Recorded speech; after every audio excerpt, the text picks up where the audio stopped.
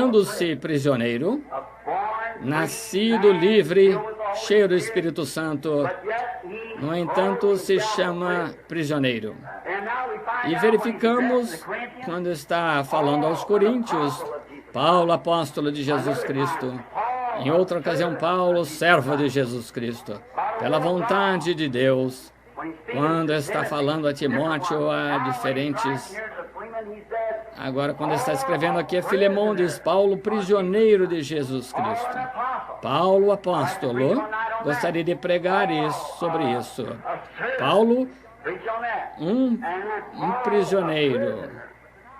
Mas esta noite, sendo que levaria horas para considerar devidamente um dos temas, gostaria de tomar esta noite, Paulo, o prisioneiro, e tomar o tema de um prisioneiro. Inclinemos a cabeça por um momento. Senhor Jesus, qualquer homem que seja fisicamente apto pode abrir as páginas desta Bíblia, mas só o Espírito Santo pode interpretá-la na luz daquilo que foi falado. E pedimos para vir e ajudar a entender o sentido desta expressão. Esse grande e poderoso profeta Paulo, e ainda assim se chamou de prisioneiro.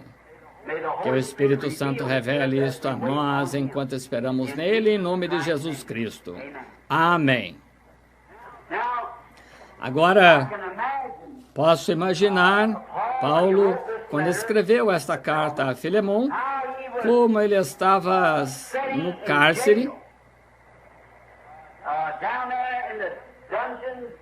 lá na masmorra desta cidade, um prisioneiro. E podia saber bem por sua situação o que a palavra significava e estava rodeado de barras. Ele só podia ser libertado quando alguém o deixasse sair livre. E sabia o que era ser prisioneiro. Então, creio que o apóstolo quis dizer só um pouco, não exatamente se referindo à presente condição dele, mas como prisioneiro do seu ser físico, sentado aqui neste cárcere. Mas creio que ele estava se referindo ao seu ser, seu espírito, sua vontade, sendo um prisioneiro de Jesus Cristo. Agora todos nascemos com livre-arbítrio para tomar qualquer decisão que queiramos. Deus faz assim porque Ele tem de pôr todo homem sobre a mesma base, como pôs Adão e o livre-arbítrio. Nós estamos exatamente esta noite como Adão e Eva. O certo e o errado estão diante de cada um de nós. A vida e a morte depende de você decidir. Foi assim com Adão e Eva.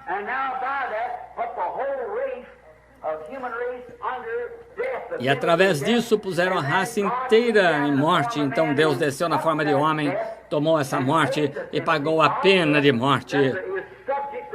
Para que os seus súditos que desejassem ser livres pudessem, se Ele nos recebesse, sem que fosse da mesma maneira que recebeu Adão e Eva, e dissesse, eu o salvarei, quer você queira ser salvo ou não. Mas cada um de nós tem de escolher neste dia entre a morte e a vida. Como acabei de expressar, se sua luz provar, sua vida provará exatamente de que lado você está.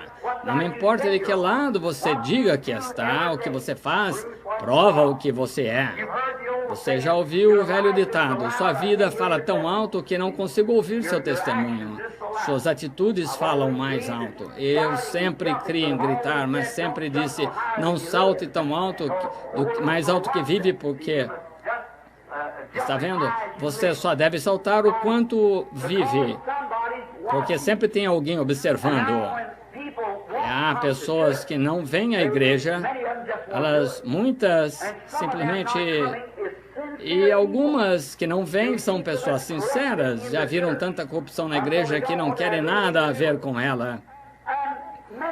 E muitas vezes estamos falando disso de maneira geral porque não se pode censurá-las por causa da maneira que as pessoas agem. Elas são a maior pedra de tropeço que o mundo tem. São homens que professam ser cristãos e vivem diferente da sua confissão de fé. Exatamente. Agora, pelos desapontamentos que virão no juízo.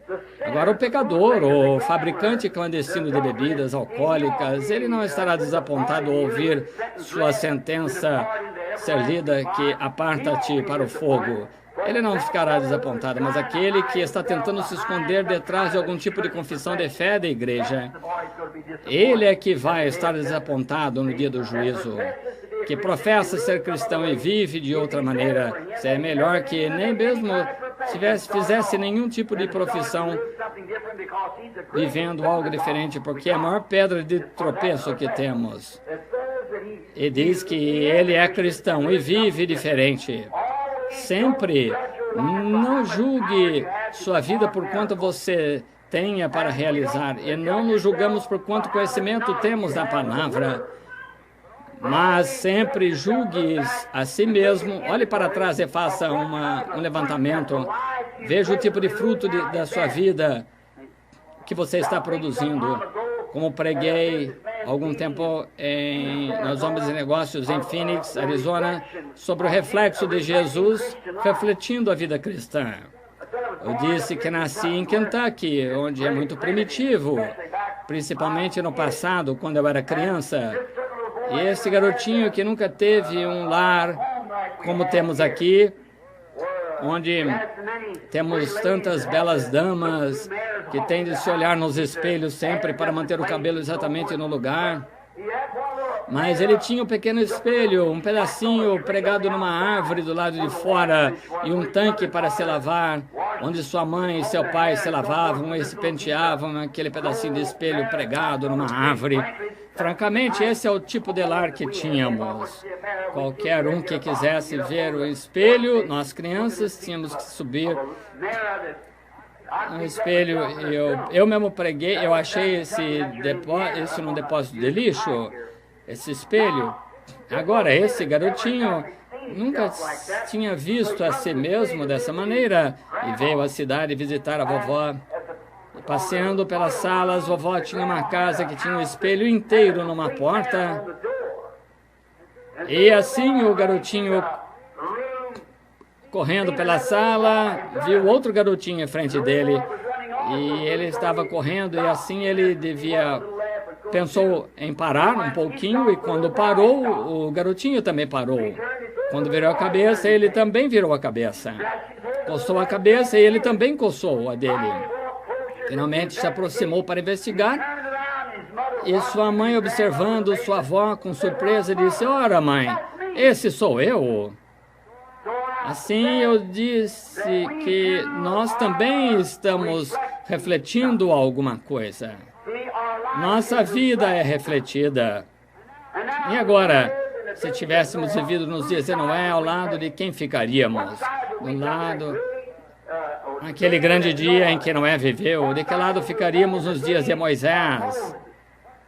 De que lado nos dias de Elias, o profeta?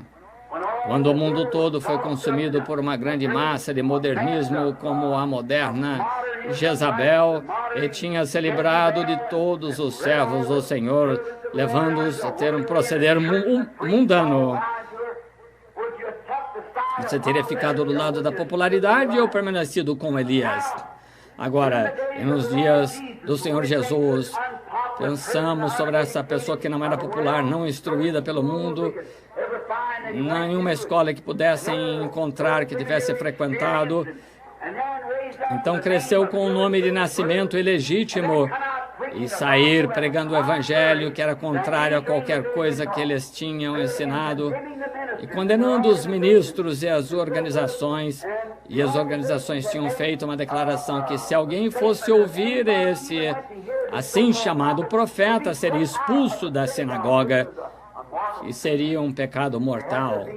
Tinham de responder por isso. A única maneira de poderem adorar era sob o sangue de um cordeiro, e então eles eram banidos.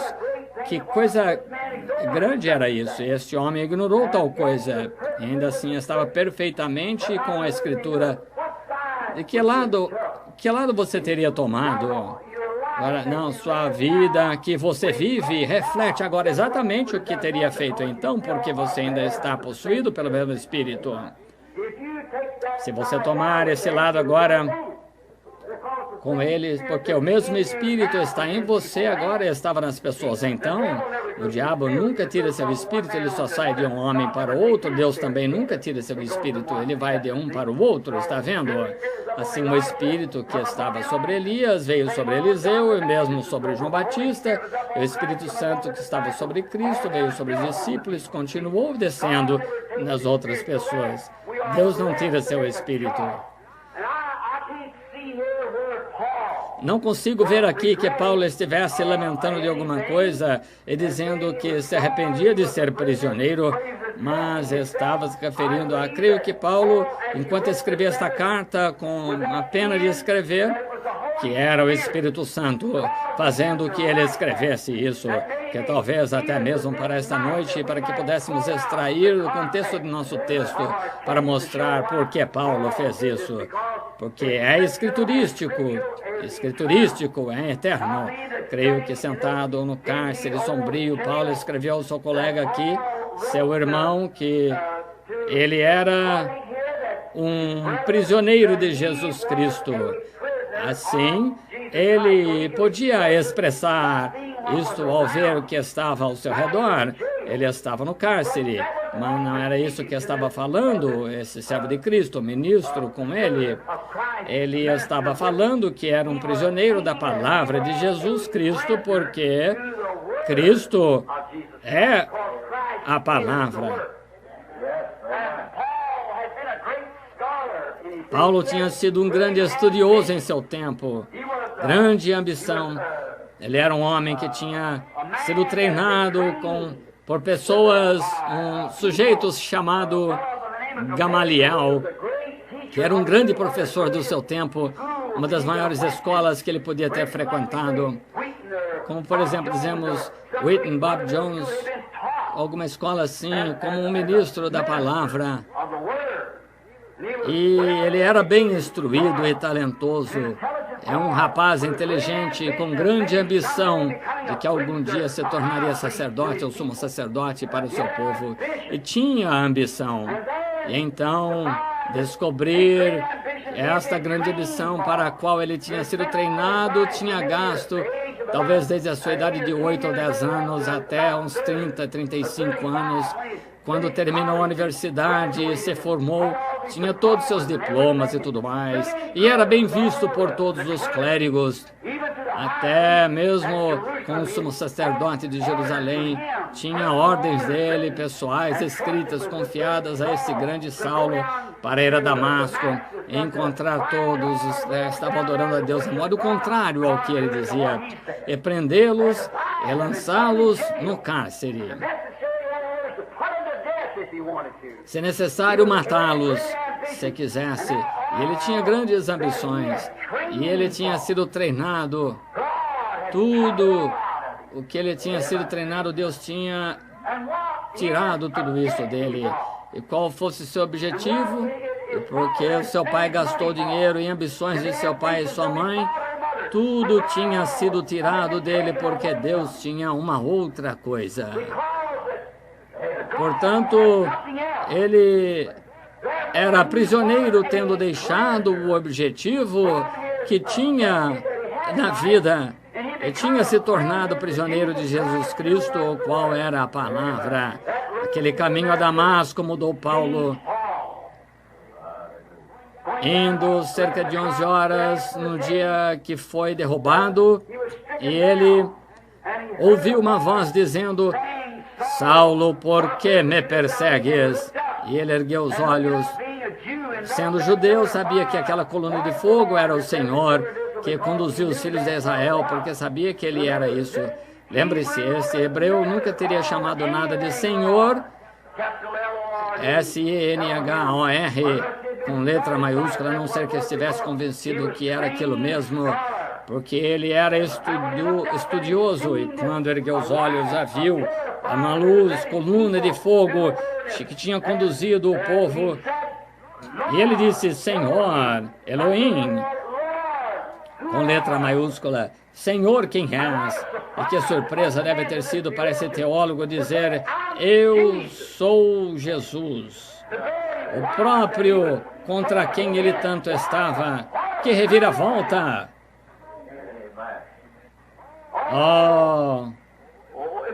Deve ter sido terrível para este homem.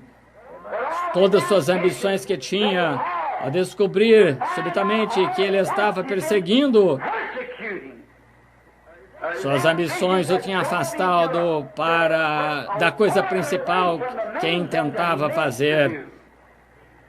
E que grande choque deve ter sido para esse apóstolo quando ele disse, eu sou Jesus, o próprio que estava perseguindo. Por que me persegues? Outra pequena citação que poderíamos deixar aqui. Quando zombam da igreja, não estão realmente zombando da igreja, zombando de Jesus. Por que me persegues? Como poderia Paulo, então, com todo o seu intelecto, crer que era isto, que este grupo que estava perseguindo era o próprio Deus que ele afirmava estar servindo? Acho que isso, sem entrar em detalhes, acho que todos estamos bem treinados o suficiente para saber o que quero dizer. A mesma coisa está acontecendo hoje.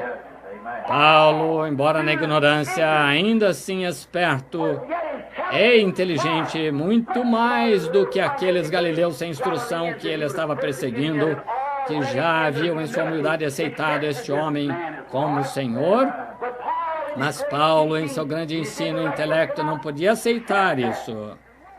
E que reviravolta deve ter sido para ele neste caminho. E ele foi cegado, de modo que não cumprisse sua comissão, mas foi conduzido a um lugar, numa rua chamada direita, à casa de um deles.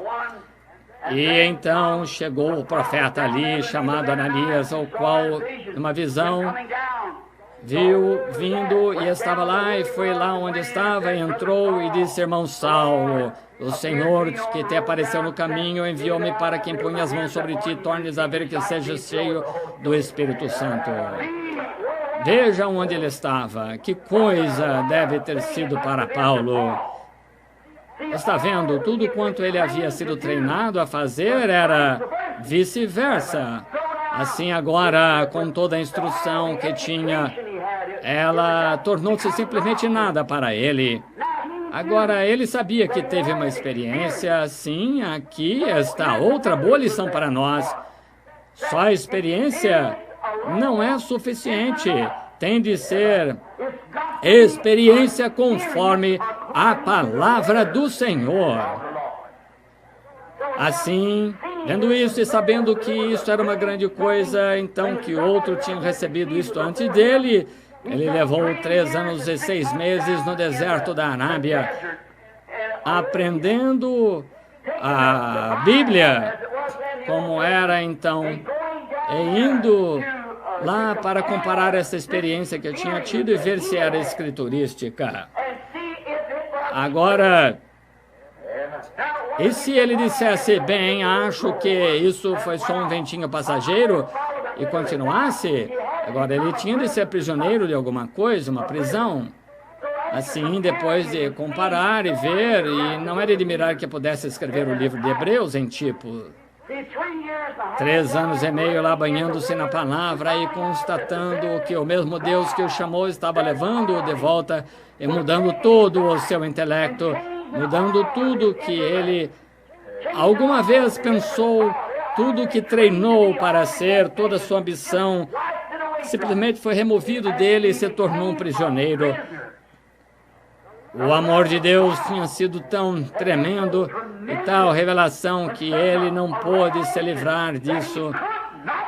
Essa é a verdadeira experiência de todo crente de verdade que encontra Deus. Você entra em contato com algo que é tão grande que você se torna um prisioneiro para o resto. Está vendo? Você se livra de tudo para se aprisionar a isso. Foi expressado certa vez que Jesus disse: o reino do céu é como um homem que vai comprar pérolas, então quando encontra grande pérola, vende tudo o que tem para comprar essa. Você tem uma concepção intelectual, tem uma experiência teológica, mas quando chega a hora que você realmente encontra a coisa verdadeira, você simplesmente vende tudo e se prende a isso.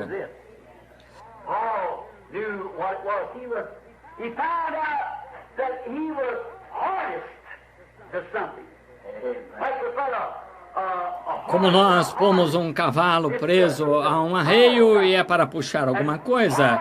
E Paulo soube depois dessa experiência, e 3 anos e meio tipificando a experiência que teve com a Bíblia, ele compreendeu que Deus o tinha escolhido e o tinha preso pelo Espírito Santo. A experiência que teve para puxar o Evangelho na presença dos gentios, o Espírito, ele próprio o prendeu. E hoje, como servos de Cristo, nos tornamos presos, atados. Nós não podemos ir, estamos restringidos a ela, presos à palavra. Não importa o que alguém diga, você está preso a ela. Há algo acerca dela que simplesmente você não consegue se livrar. Você foi posto sob o jugo com ela pelo Espírito Santo e pôs sob o jugo da palavra. Não importa o que qualquer um diga, é a palavra e sempre está preso a ela, posto sob o jugo dela. A palavra, pelo Espírito, ele estava preso. Ele tinha aprendido na parte remota do deserto arábico, quando todas as suas coisas anteriores, experiências e ambição, que ele tinha sido despido dessas coisas. E é aí que encontramos hoje que devemos ser despidos primeiro. E as pessoas não querem se despir. O irmão metodista quer se apegar um pouquinho ao seu ensino. O irmão batista quer se apegar um pouquinho ao seu ensino batista. Mas você tem de ser absolutamente se despir de tudo e simplesmente nascer de novo, outra vez, e continuar dali, deixar o Espírito Santo conduzir. Você não pode dizer, bem, meu pai disse quando entrou na igreja que apertou a mão do pastor, ele foi um membro bom e leal, isso pode ter sido bom para ele, mas nós somos outra raça, agora devemos voltar aos tempos bíblicos para este dia. Os sacerdotes estavam presos, mas vejam, eles tinham vindo para outra dispensação e eles falharam em se despir do seu antigo arreio e vestir um novo. E a mesma coisa hoje, quando a era denominacional. Mas chegamos agora a uma era livre, onde o próprio Espírito Santo desce e se vindica. E se dá a conhecer, faz toda a promessa que ele prometeu se cumprir. Oh, que coisa! Que tempo notável! Ele sabia que outra coisa, ele sabia que não podia ir a lugares que, estando preso a isto, que ele não iria. Mas ele queria ir. Ele sabia que sua ambição o atraía a ir entre irmãos aonde ele era convidado a ir, e ainda assim era impelido pelo Espírito Santo a fazer outra coisa e não a sua própria. Talvez alguém dissesse, irmão Saulo ou Paulo, queremos que venha aqui porque temos a igreja maior, uma maior congregação, suas ofertas serão grandes, mas sendo impulsionado pelo Espírito ele pensava, tenho um irmão lá, gostaria de ir e salvar esse irmão, levá-lo ao Senhor. No entanto, o Espírito o impulsionava a ir para outro lugar e era um prisioneiro. Isso mesmo. Oh, Deus fazendo-nos prisioneiros assim, deixando nossa própria ambição egoísta e deixando nossos julgamentos e nossa melhor maneira de pensar e a ser prisioneiros de Jesus Cristo. Ele pensou que foi uma grande declaração, que eu sou prisioneiro de Jesus Cristo. Lembre-se, ele é a palavra. Não importa o que alguém pense, é a palavra. Se você é prisioneiro da palavra, nenhuma denominação pode afastá-lo dela. Você é prisioneiro dela, simplesmente isso. Agora, ele não podia ir a certos lugares que queria porque o Espírito o proibia. Lembre-se, muitas vezes que Paulo estava tentando ir a algum lugar, pensando ali é onde eu poderia ter uma grande reunião, mas o Espírito o proibia. Isso expressa claramente e prova que Paulo era prisioneiro, um prisioneiro de Jesus Cristo, preso à sua palavra pelo Espírito. Oh, eu gosto disso. Aham. Ele estava atado por uma cadeia e por grilhões de amor para fazer a vontade de Deus, e somente isso. Era prisioneiro em grilhões de amor, estava no jugo com Cristo, não podia se pôr no jugo com mais nada. Ele estava no jugo com ele, e aonde o guia ia, ele também ia, tinha de ir. Independente de quão verde o pasto estivesse do outro lado, mas ele tinha que ir na direção que o líder o dirigia. Oh, esta noite, se nós, como Tabernáculo Branham, pudéssemos nos tornar prisioneiros para nosso próprio ser egoísta, para nossa ambição de tudo que pudéssemos nos render completamente a estar sob o jugo com ele. Independente do que o resto do mundo pense, o que o resto do mundo faz, estamos sob o jugo de grilhões de amor, somos prisioneiros. Meus pés estão de tal modo sob o jugo do Cristo que não dançam. Meus olhos estão sob o jugo de Cristo que, quando vejo estas modernas mulheres nuas na rua, isso vira a minha cabeça. Meu coração está tão sob o jugo do amor que não posso mais ter amor por este mundo. Minha vontade está tão sob o jugo dele que nem sei agora, mas apenas para onde quer que tu conduza, seguirei, Senhor. Eu serei um prisioneiro. Paulo, corretamente, foi um prisioneiro, não estava fazendo nenhuma afirmação errada. Foi treinado pelo Espírito Santo novamente para esperar na palavra. Agora, ele tinha sido treinado de uma maneira, mas Deus o tinha treinado de outra. Foi treinado pelo Espírito Santo a esperar no Senhor, independente de quais fossem suas ambições. Agora vou, pela ajuda do Espírito Santo, mostrar-lhe outra coisa. Veja, tomemos um exemplo. Certo dia, Paulo e Silas descendo a rua numa certa cidade onde estavam tendo um revelamento, uma mocinha possuída de demônio seguia-os, gritando atrás dele. E sem dúvida que Paulo sabia que tinha autoridade como apóstolo para repreender aquele espírito maligno para fora daquela mulher.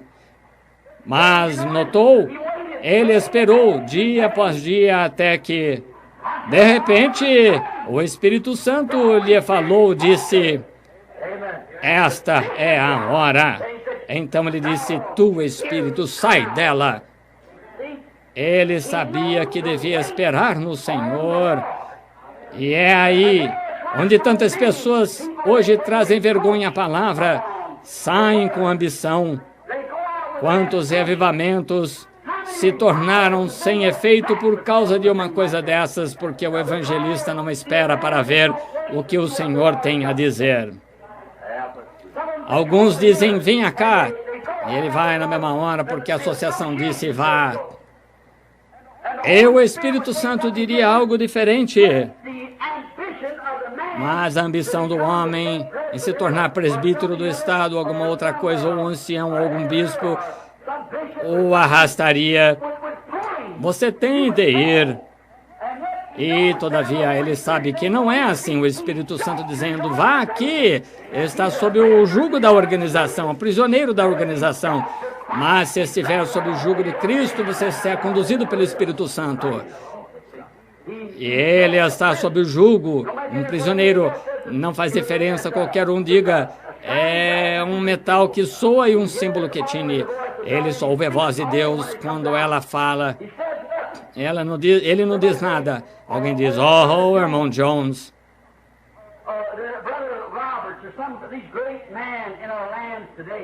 O irmão Roberts, algum desses homens grandes, ou Tommy Hicks, ou Oral Roberts, ou o irmão Tommy Osborne, um desses grandes evangelistas, Se alguém dissesse, ei, venha cá, Tommy, o irmão é um grande homem de Deus, ou Oral, eu tenho um tio que está deitado aqui, que está todo atado e enfermo, quero que venha, eu creio que o irmão tem o poder para curá-lo. Está vendo? E talvez o Espírito Santo lhe dissesse, agora não. Ainda assim, pelo companheirismo desse homem, ele tem dever de ir com ele. Se não for, ele se torna o inimigo desse homem. Esse homem diz, bem, ele foi a tal e tal, curou tal criança, e sei que ele foi, tenho sido seu amigo por anos, e veja, se ele se recusou a vir à minha casa, mas se é constrangido pelo Espírito Santo a não ir, melhor não ir se está sujeito a Deus. Seu amigo, ele ama, mas melhor que ele seja conduzido pelo Espírito Santo a ir ali, porque de qualquer forma, eu já vivenciei isso tantas vezes, mas Paulo simplesmente esperava pelo Espírito lhe dizer o que fazer. Esperai no Espírito, dizia.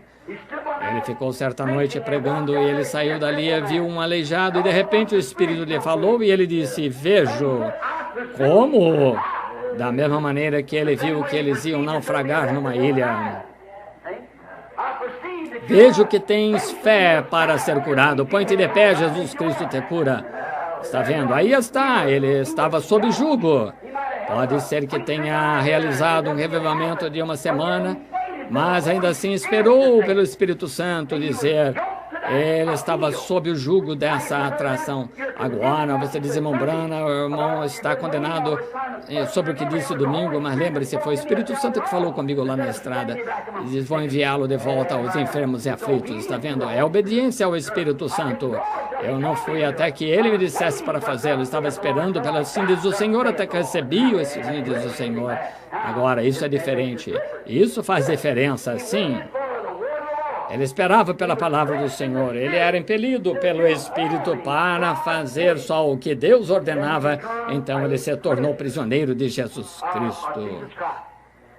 Amigos, se ao menos pudéssemos nos tornar prisioneiros, sei que está quente. Eu gostaria de citar mais alguns personagens.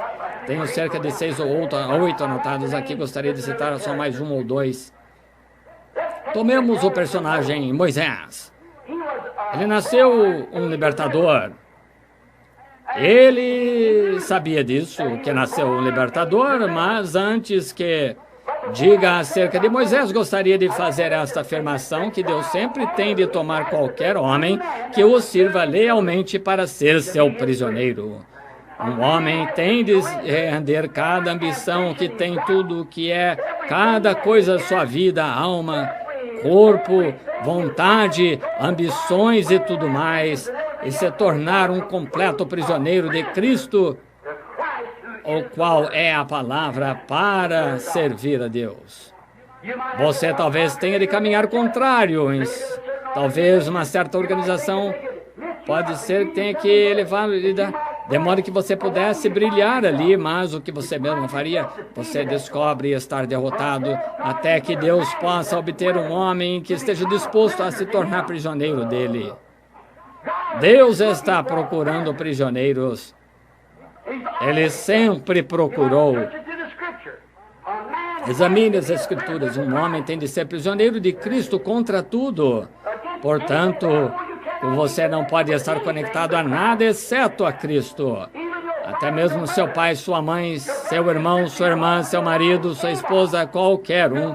Você só está conectado a Cristo e a Ele somente. Então Deus pode usá-lo. Até então você não pode. Viajando, às vezes falo de modo áspero às pessoas. Eu estou tentando levá-lo a se desprender. Você tem de ter um ponto de partida, como às vezes chama a atenção das mulheres que estão cortando o cabelo e continuam professando que são cristãs. Você tem de começar em algum lugar. Por isso, comece aí mesmo, com o seu beabá. E desprenda-se das aparências mundanas de qualquer maneira. Torne-se prisioneiro de Cristo, então continue, deixe tudo até que finalmente a última linha seja cortada. Você passa a estar sob o controle dele. Agora Moisés sabia que tinha nascido o libertador. E sabia disso. Você notou com a ambição que Moisés tinha. sabendo o que sua mãe lhe tinha dito lá, visto que ela foi sua babá, sem dúvida, quando Moisés, o bebezinho, nasceu, que a sua mãe disse: você sabe, Moisés, quando seu pai Arão e eu orávamos constantemente, nós sabíamos e víamos na palavra que era tempo para a vinda de um libertador, e orávamos: Senhor Deus, queremos esse libertador, ver esse. Certa noite o Senhor nos contou numa visão que você nasceria e seria o libertador. Não ficamos com medo do mandamento do rei, não nos importamos. Nós, se soubesse você, sabíamos que você seria o libertador. Então, Moisés, agora lembre-se, eles tinham estado lá 400 anos no Egito. Nós queríamos lhe dar a coisa certa, a instrução certa, o treinamento certo. Assim, eu o apanhei e coloquei numa pequena arca. E eu coloquei no Nilo. E quão estranho que as correntes tenham levado aquela pequena arca através dos juncos e caniços e trazido direto a milhas de distância, levado direto ao palácio de Faraó, onde a filha de Faraó estava em sua piscina. E como que eu sabia que ela precisaria de uma mulher para criá-la? E naqueles dias, naturalmente, não tinham essas mamadeiras para criar os bebês, como temos uma... mas tinha uma ama de leite. E Miriam, eu enviei até lá. E ela foi e disse: eu sei onde eu posso encontrar uma ama de leite. E veio e me pegou. E Moisés, as portas estão todas fechadas. Querido, você tem 16 anos agora e você será o libertador. E algum dia você será libertador, que vai tirar o povo daqui. A ambição de Moisés começou a crescer. Eu estudarei, mãe, eu estudarei tudo que possa. Sabe o que farei? Estudarei como militar, saberei como tirar esse povo daqui. E eu serei um grande general bispo, de modo que saberei como se faz, e irei tirá-lo. Eu obterei meu doutorado em filosofia e em leis, como o padre Chiniquy. Se você já ouviu, muito bem, ele ia libertar todos os protestantes. Assim, esse grande sacerdote, anos atrás, padre Chiniquy, e você devia comprar o livro dele e ler. Eles o chamam padre, ele foi apenas o irmão Chiniquy. Assim, nós encontramos que ele ia ler a Bíblia, de modo que pudesse sair lá e refutar a religião protestante, torná-los todos protestantes. Né? O Espírito Santo falou com ele, ele recebeu o Espírito Santo, então se tornou um deles. De modo que Moisés recebeu todo o treinamento, porque ele sabia, era tão inteligente, instruído, intelectual, até que não havia ninguém. Podia até ensinar aos egípcios. Ele podia ensinar aos seus psicólogos, a seus generais, o que era poder militar. E era um grande homem, e o povo temia Moisés por causa de sua grandeza. Tão instruído, que coisa. Ele era um arcebispo, talvez como um papa, um grande indivíduo, um homem poderoso. Ele sabia que tinha nascido para ser isso e havia treinado com grande ambição para fazê-lo, exatamente como hoje. Eu não digo que homens treinando nessas escolas, não digo que como eles estão aqui no Oeste agora, vão construir uma escola de teologia de 150 milhões de dólares, escola de teologia pentecostal. Escola de 150 bilhões de dólares. Para mim, isso devia ser para missionários no campo. Está vendo? Está vendo? Mas seja o que for, o que eles fazem quando saem dali, um bando de modernistas. Exatamente. Então é assim que sai. Sempre tem saído assim, os demais. Agora verificamos que quando Moisés, em todo o seu treinamento, e hoje, com todo o treinamento, formando grandes bispos e assim por diante, forte ambição, o que nós faremos? Nossas ambições tornam-se mais ou menos como foi de Moisés.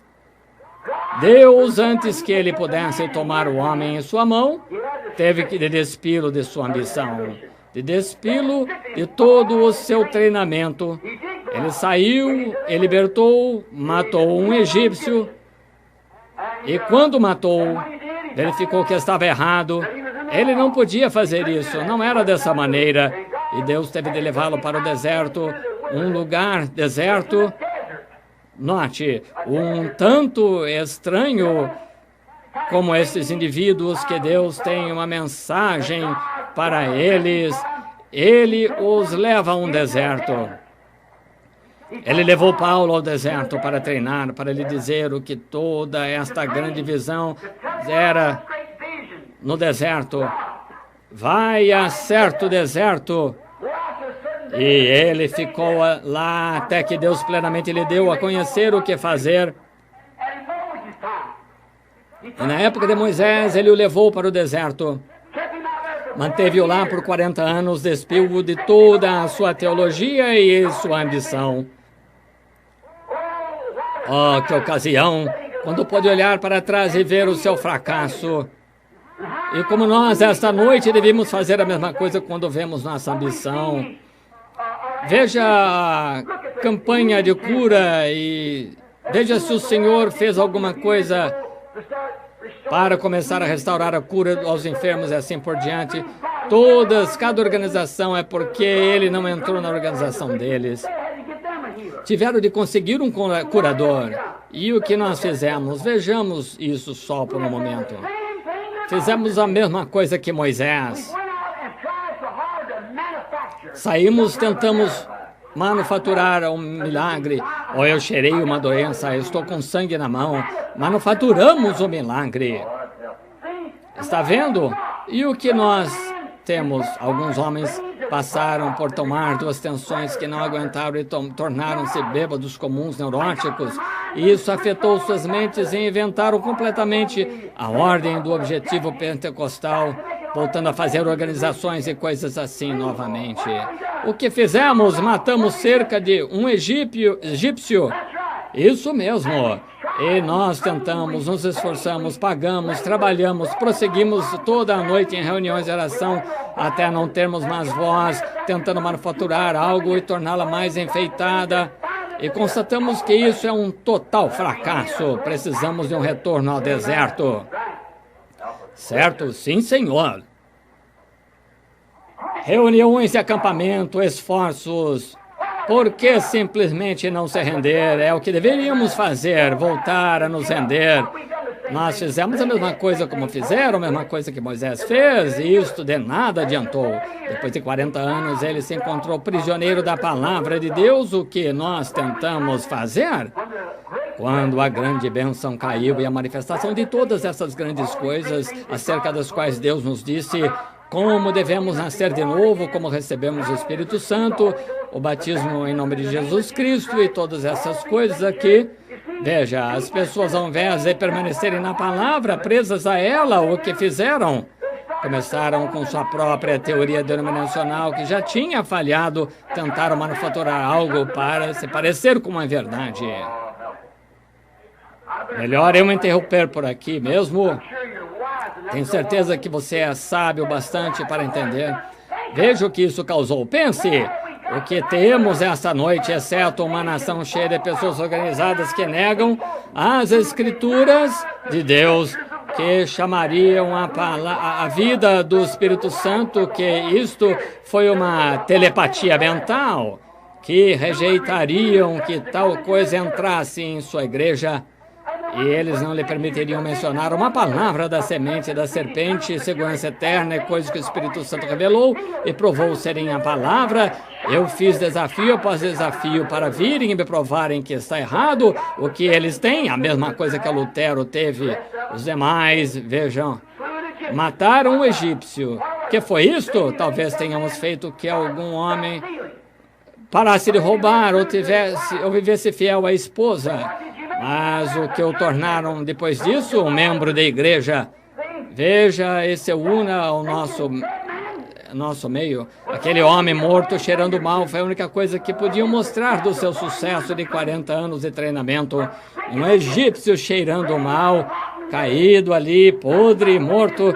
É mais ou menos assim esta noite. A única coisa que pode mostrar esse revivamento é um bando de membros fracos da igreja que não sabem mais acerca de Deus o que um Hottentot saberia acerca de uma noite egípcia. Isso mesmo. Se eles dizem acerca da palavra de Deus, eles dizem, não creio nisso, não me importa o que digam, não creio. Isso é uma coisa terrível, se apontar por todos os esforços e empenhos que tudo que temos. Talvez pudéssemos apontar a uma grande escola, mas ela está morta. Poderíamos apontar para uma organização, mas ela está fedendo, está exatamente como a primeira, como um porco que volta ao seu espojadouro, a um cão ao seu vômito, quando nós retornamos. Um egípcio morto. Sem dúvida que alguém disse, Moisés, você não tem mais sentimento pelo povo? Foi chamado para isto. Alguém que conhecia Moisés sabia, e você perdeu o sentimento pelo povo? Não, Senhor. Bem, por que você está fazendo isso? E por que não continua com os demais? Moisés estava lá sendo despido, até que teve uma experiência na sarça ardente que ele declarou a palavra, eu sou o Deus de Abraão, Isaac e Jacó, e me lembro das minhas promessas, vou descer para libertá-los, estou enviando-o para fazê-lo. Foi isso, ele viu a palavra, não a ambição do povo, os desejos do povo. Então o que se tornou? Ele não queria mais encarar os egípcios, não mais encarar essas coisas, mas ele se tornou prisioneiro, amém. 40 anos de fuga, despindo-se, mas então se tornou um prisioneiro na sarça ardente. O poderoso Moisés, com todo o seu intelecto, e a Bíblia dizendo que Moisés era um homem poderoso em palavra ou em obra lá no Egito. Mas observe o que o poderoso teólogo fez da presença da sarça ardente, e ele só confessou sua incapacidade. Quando viu o genuíno propósito de Deus, ele confessou que era incapaz de fazê-lo. Todavia, ele era treinado em toda teologia que puderam lhe dar, treinado em sua melhor escola. No entanto, o que ele faria quando aquela coluna de fogo pairando ali na sarça? Disse, nem mesmo consigo falar com ele. Senhor, quem sou para que deva ir? Tire seus sapatos, Moisés, quero falar com você. Dispa-se, tire seus sapatos, e está prostrado no chão novamente, quero falar com você. Não conseguiu nem falar. Finalmente, prisioneiro eleito, profeta eleito, exatamente como Paulo foi eleito, Moisés foi eleito libertador. Então, finalmente, Deus tinha seu súdito eleito, um prisioneiro para si. Oh, aleluia! Ele só podia se mover à medida que a palavra o movia. Quem vou dizer que me enviou? Eu sou. Como farei? Eu serei contigo. Sim, Senhor, exatamente como tu dizes. Aqui estou, que coisa. Isso, ele era um prisioneiro. Ele vai contra a sua melhor opinião. Ele tinha sido treinado para comandar um exército. Espadas erguidas, meia volta. Treinado para dizer carros todos em ordem, lanças avante. Atacar. Era assim que ele ia assumir o controle, era o seu treinamento, mas ele disse, o que tens na mão? Deus disse, uma vara. Deus faz coisas tão ridículas algumas vezes para a mente humana. Tinha uma vara na mão, a barba crescida, 80 anos, sou a mulher sobre uma mula, a criança sentada no colo, velhos braços, pequenos e flácidos, só que de cabeça erguida, porque tinham assim, diz o Senhor, porque ele finalmente tinha ancorado. Ele era prisioneiro. Só me moverei quando a palavra me mover, só falarei onde a palavra falar. Tem uma comissão, apresentar-me a Faraó e mostrar para essa vara que Deus me enviou. Amém. O que fará? Ele proverá as coisas seguintes depois que fizer essa. Aí está. Você só tem uma coisa a fazer. O primeiro passo esta noite é render-se e tornar-se prisioneiro. Não pense em si mesmo. Torne-se um prisioneiro. Moisés tornou-se prisioneiro, confessou que nem mesmo sabia falar. Finalmente, quando Deus o tomou em sua mão, onde ele só podia se mover, quando Deus o movia, onde ele lhe disse a palavra, ele soube que era a palavra, então ele se submeteu. E o Espírito Santo ali, Deus prendeu Moisés à vontade de Deus. Essa é a mesma coisa que ele fez com Paulo, certo? Ele prendeu Paulo judeuzinho sarcástico de nariz arqueado, com títulos de doutorado em filosofia e de leis. Mas ele disse, vou lhe mostrar o que ele vai padecer pela palavra. E então Paulo sentado lá e vendo a palavra, e vendo que aquele era Jesus, então ele ergueu as mãos e se tornou preso. Ele estava preso à palavra. Ele vai levar o meu nome diante dos gentios. E lá foi ele, Moisés, eu sou o Deus dos teus pais, sou o Deus de Abraão, Isaque e Jacó. E me lembro que lhes prometi, e o tempo da promessa está próximo, e vejo as aflições do meu povo, e me lembro da minha promessa, e desci para prender-te. Tu sabes o que a palavra disse. Eu te prendi para ir lá, te prendi com poder para ir lá e libertar o meu povo. E toma essa vara na mão como testemunha, porque tu viste um milagre, exatamente como Davi com uma funda. Prendeu-se e foi.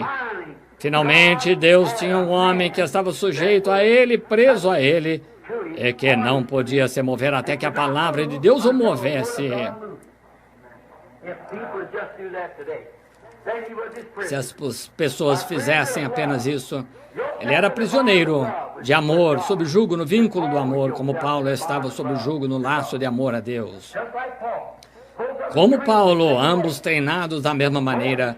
Moisés treinado, você sabe, para libertar os filhos de Israel por poder militar. Paulo treinado para tirá-los das mãos dos romanos e colocá-los em liberdade por sua grande força eclesiástica no mundo aquele dia. Grandes escolas de treinamento sob orientação de Gamaliel, e ambos foram para o deserto, voltaram homens diferentes. Ambos viram a coluna de fogo. E ambos eram profetas. Está certo? Ambos profetas. E a ambos a coluna de fogo falou exatamente, vindo buscar um libertador. Ali estavam eles, foram para o deserto, deixaram seus lares para o deserto, seu povo e tudo mais, para encontrar a vontade de Deus. Foram treinados de uma maneira, Deus os mudou para outra maneira e tiveram de se tornar um completo prisioneiro para não agirem como eles achavam, mas agirem da maneira que Deus, e é o mesmo ontem, hoje e eternamente. Temos mais 10 minutos aí, chegarei rapidamente a outro personagem. Seu nome é José, outro que... Ele foi um filho eleito, um tipo perfeito de Jesus Cristo. Nasceu profeta, foi profeta também, e agora podia ter visões, e quando ainda era garotinho, teve visão de si mesmo num trono, e seus irmãos se inclinando a ele. Mas observe, ele se sentia sujeito importante, mas o que Deus teve de fazer, ele fez a mesma coisa que os demais, porque Moisés foi libertador, Paulo foi libertador e José foi libertador e salvou seu povo da fome. O que Deus teve de fazer com ele? Colocá-lo na prisão, diretamente na prisão. Sim, senhor. Lembre-se, ele foi vendido pelos irmãos a um egípcio e eles o venderam a Potifar. E Potifar deu-lhe um pouquinho de liberdade e de repente isso ele foi tirado. E ali está ele sentado na prisão, clamando, clamando. Deus teve de despir isto. Agora note. Mas o tempo todo, creio, ele podia se lembrar que a visão disse que ia se sentar num trono e seus irmãos iam se inclinar a ele porque sabia que seu dom vinha de Deus e sabia que isso tinha de acontecer.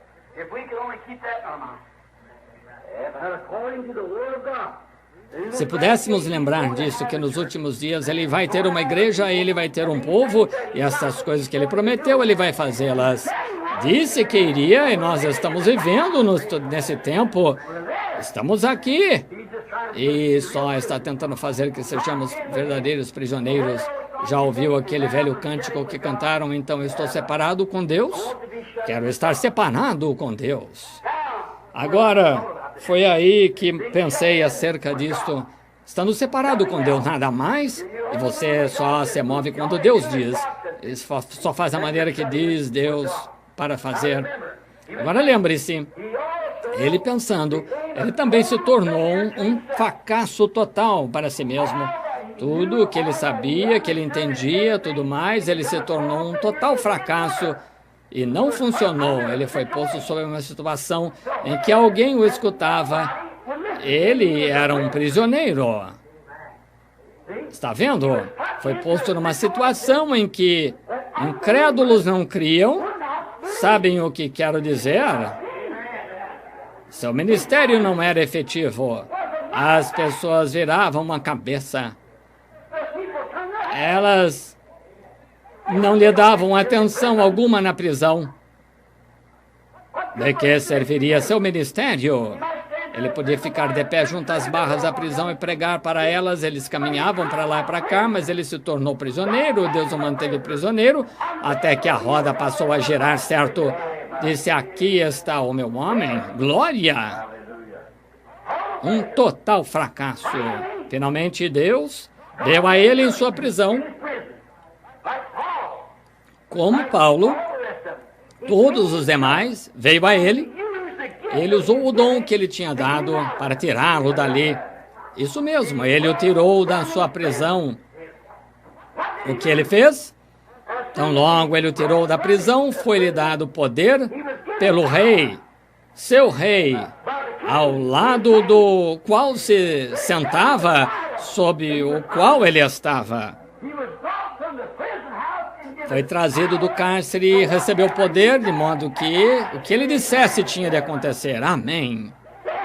Em sua prisão, ele constantemente se lembrava que nasceu com um propósito. Ele ia se sentar ao lado de um rei. Todos os demais iam dobrar o joelho a ele. Sua visão lhe disse assim, amém.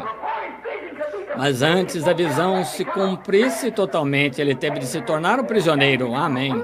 Então ele se tornou o governante. E quando ele veio do seu cárcere, se tornou prisioneiro da palavra de Deus, de modo que só pudesse dizer o que Deus punha em sua boca para dizer. Então Deus se moveu através dele.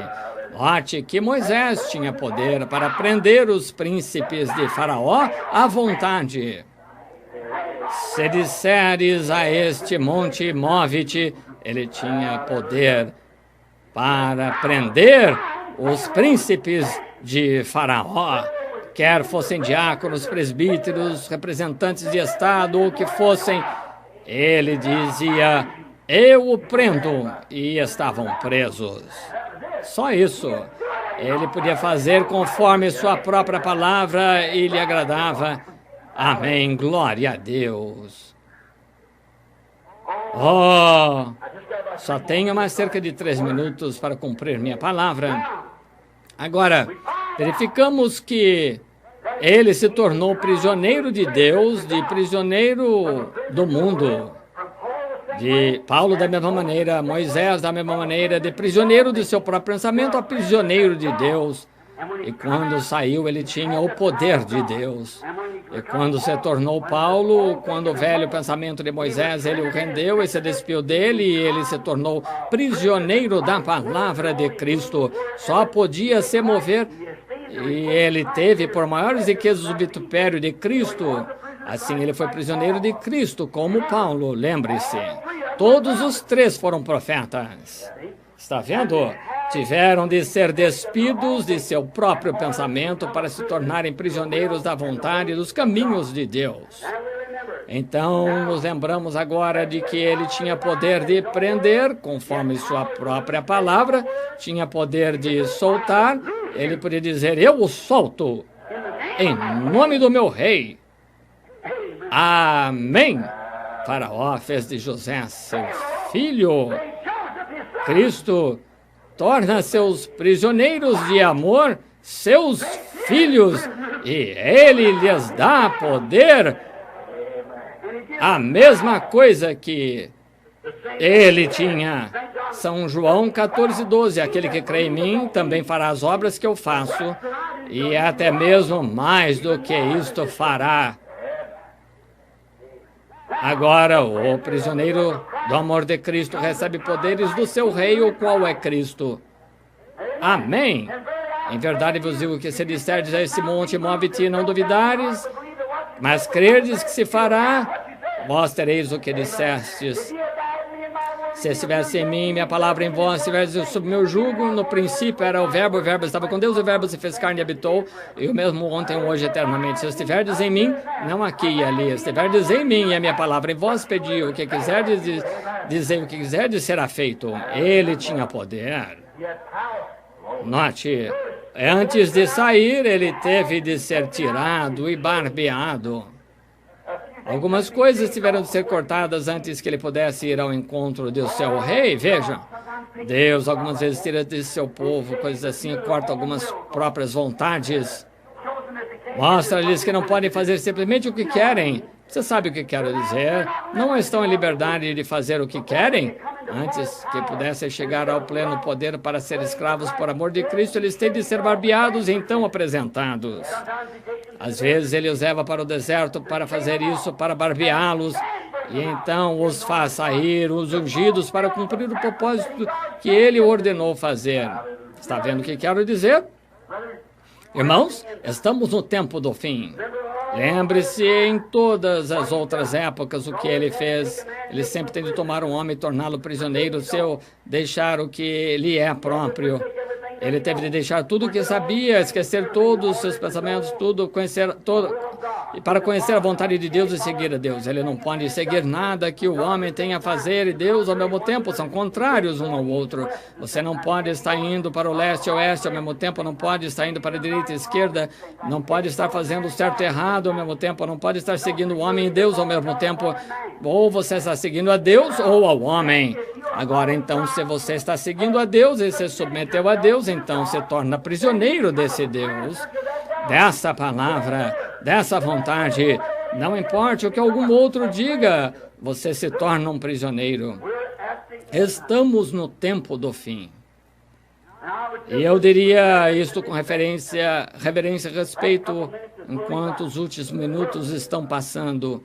O que Deus, em minha opinião, fará e tem de fazer, fará neste último dia, é encontrar uma ferramenta para a ceifa. Ele tem de encontrar uma ferramenta para debulhar a eira. Qualquer fazendeiro, quando sai a sua ceifa, tem de ter uma ferramenta com que fazê-lo, certamente. Ele tem de ter uma foice afiada ou algo assim, algum instrumento para debulhar o grão, e a seara está armadura. Deus, toma-nos em tua mão, faze-nos escravos do teu amor. Usa-nos como ferramenta para dar compreensão a esta terra pecaminosa e amaldiçoada em que estamos vivendo hoje, que Jesus Cristo é mesmo ontem, hoje e eternamente. Quanto a mim, Deus, permite-me ser prisioneiro. Se todos os meus irmãos me desprezem, se todos os meus amigos, eu quero ser prisioneiro de Jesus Cristo, é sua palavra, e de modo que esteja preso à sua palavra e o Espírito Santo, para ver o Espírito Santo fazer a palavra de Deus seja confirmada pelas mesmas coisas que ele disse que seriam feitas. Quero ser prisioneiro de Jesus Cristo. Oremos. Gostaria de saber esta noite, de cabeça inclinada, se é essa ambição que temos de ser alguma outra coisa, ou talvez de algo que pensamos será uma coisa egoísta. Gostaria de saber se não poderíamos pôr isso de lado. Gostaria de saber se algum jovem aqui esta noite olha em volta e diz: eu vou ser, quando crescer, vou ser isso, assim, assim. Gostaria de saber se você poderia sentir a vontade de Deus mover-se em sua vida e dizer: não, não, minhas ambições estão perdidas agora. Nos últimos dias o Espírito Santo tem falado comigo. Eu quero render a Deus, ser um instrumento do trabalho deste último dia. Alguma jovem que possa ter ambições de ter o caráter de uma dama fina, ou talvez uma bela Miss, ou talvez algum dia fazer de Hollywood sua carreira. Eu gostaria de saber se você estaria disposta agora a submeter sua ambição na presença de Deus e de sua palavra, ouvir o chamado de Deus em sua própria vida. Deus sabe quem você é. Gostaria de saber se haveria um ministro por perto, um servo, um obreiro em algum lugar de alguma igreja. Só venho aqui. Eu não conheço um terço das pessoas aqui esta noite, este punhadinho que está aqui. Gostaria de saber se haveria alguma pessoa que você estaria disposto a dizer: não me importa o que outros digam, eu sou servo de Deus agora. Eu vou pregar sua palavra, independente do que ia acontecer. Não me importa o que minha organização, se me expulsar, ainda assim vou permanecer e fazer isso. Minha vontade é a vontade de Deus. A vontade de Deus é a minha vontade. Serei um prisioneiro de Jesus Cristo por sua graça e ajuda eu farei. Pense nisso enquanto estamos de cabeça inclinada. Quantos têm essa ambição esta noite? Erga a mão. É a minha também. Tudo entregarei. De cabeça inclinada agora, lentamente, enquanto considera isso. Tudo entregarei. Tudo entregarei. Tudo a ti, bendito Salvador. Tudo entregarei. Tudo entrega. Você é realmente sincero? Toma-me, Senhor. Leva-me à casa do oleiro esta noite e quebra-me completamente, molda-me novamente aqui. A ti, meu bendito Salvador. Tudo entregarei. Pai Celestial, enquanto esse cântico continua a ser tocado, achei muito proveitoso nesse momento que eu interrompesse o cântico e falasse contigo só por um momento. Enquanto as pessoas estão pensando, tudo entregarei. Pai, que façamos isso como se fosse esta a última oportunidade de fazê-lo. Que venhamos com sinceridade, venhamos à mesa do Senhor, por assim dizer, com vestes lavadas.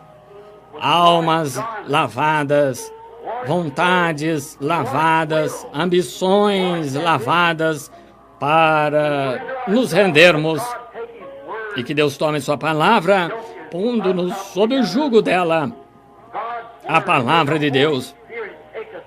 E que o Espírito Santo nos tome agora, quando ouvimos o jugo bater em nosso coração. Tomo pela sua palavra.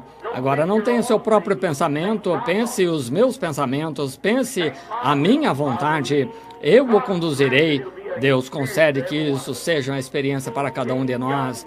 Estes jovens sentados aqui, marido, mulher, alguns que virão a ser marido e mulher, homens mais velhos sentados aqui, que são ministros.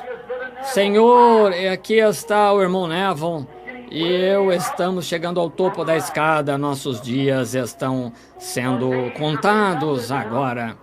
Nossos passos são dados com mais cuidado do que os dávamos. Nós observamos onde pisamos. Não somos de andar tão seguro fisicamente falando como éramos a outrora. Mas, Senhor, ao vermos que a vida mortal está se desvanecendo e nenhum dos nossos passos são seguros sem que Tu tomes a nossa mão, agora, Deus, peço que nos tomes nosso coração e nossa vontade em Tua própria mão e faz que nos tornemos prisioneiros desta noite da palavra, que vivamos vidas piedosas, que essas mulheres jovens, estes jovens rapazes e moças entreguem sua vida, Senhor. E que a ambição deles se torne a ambição de servir a Jesus Cristo. E que nos tornemos prisioneiros na sua divina graça e vontade. Concede, Senhor. Isso é tudo que sei fazer, Senhor, essas pequenas palavras fora de ordem. Eu confio que Tu as juntarás de maneira correta, porque está quente aqui. As pessoas querem ouvir, mas está muito quente. E muitas têm de ir para casa e trabalhar cedo, mas que essas sementes simplesmente fiquem depositadas no coração delas, um prisioneiro. Que vão para casa e digam à esposa, antes de se aprontarem para se ajoelhar e orar esta tarde, esta noite, ao lado da cama, olhem um para o outro e digam, querida, que me diz disso esta noite? Será que realmente nos tornamos prisioneiros e Cristo é da sua vontade ou operamos através da nossa própria vontade? Que homens e mulheres jovens por toda parte, especialmente aqueles que ouviram a mensagem esta noite, façam a si essa mesma pergunta: estou disposto a me tornar um prisioneiro renunciando à minha própria vida? Aquele que salvar sua vida a perderá, mas aquele que perder sua vida por amor de mim achá-la. Pai, nós sabemos que isto é tornar-se teu prisioneiro, perder nossas próprias ambições e nossos próprios desejos para achar os teus. Então temos vida eterna. Concede, Senhor. A única coisa que sei é entregar isso agora em tua mão. E que isso se torne frutífero e produza grandes ferramentas para a ceifa do último dia. Homens e mulheres, meninos e meninas que se entreguem à completa vontade de Deus e se tornem prisioneiros de Jesus Cristo, do seu amor, algemados, com grilhões de amor divino a Cristo. Pedimos em nome dele.